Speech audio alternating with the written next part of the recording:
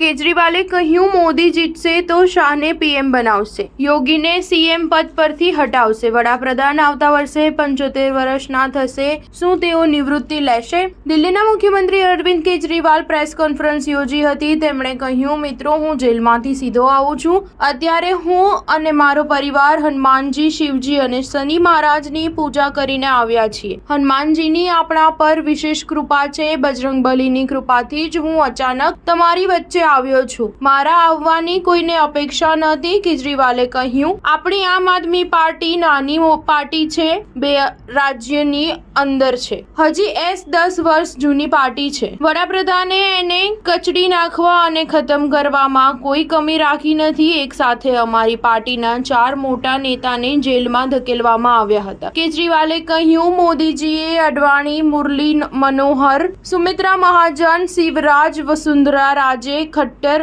રમણસિંહની રાજનીતિ ખતમ કરી નાખી છે. હવે યોગીનો વારો છે. જો ચૂંટણી જીત્યા તો 2 મહિનામાં ઉત્તર પ્રદેશના મુખ્યમંત્રી બદલાઈ જશે. આ તાનાશાહી છે.